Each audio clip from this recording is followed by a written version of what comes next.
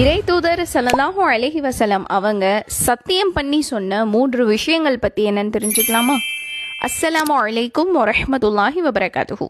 நபி ஸல்லல்லாஹு அலைஹி வஸல்லம் சொல்கிறாங்க, தர்மம் செய்வதனால பொருளாதாரம் குறையாது, எனவே அதிக அளவில் நம்ம தர்மம் செய்யணும்.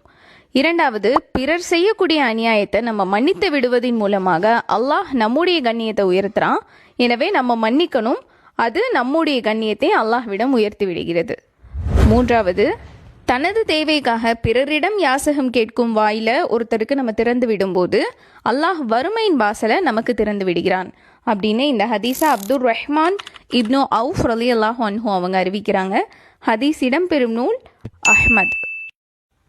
இறை தூதர் ஸல்லல்லாஹு அலைஹி வஸல்லம் அவங்க சத்தியம் பண்ணி சொன்ன 3 விஷயங்கள் பற்றி என்னன்னு தெரிஞ்சுக்கலாமா? அஸ்ஸலாமு அலைக்கும் வரஹ்மத்துல்லாஹி வபரகாத்துஹு. நபி ஸல்லல்லாஹு அலைஹி வஸல்லம் சொல்கிறாங்க, தர்மம் செய்வதனால பொருளாதாரம் குறையாது, எனவே அதிக அளவில் நம்ம தர்மம் செய்யணும். இரண்டாவது, பிறர் செய்யக்கூடிய அநியாயத்தை நம்ம மன்னித்து விடுவதன் மூலமாக அல்லாஹ் நம்முடைய கண்ணியத்தை உயர்த்துறான், எனவே நம்ம மன்னிக்கணும், அது நம்முடைய கண்ணியத்தை அல்லாஹ்விடம் உயர்த்தி விடுகிறது.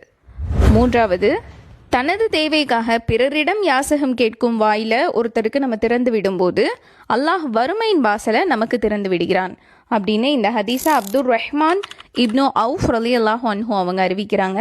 ஹதீஸ் இடம்பெறும் நூல் அஹ்மத்.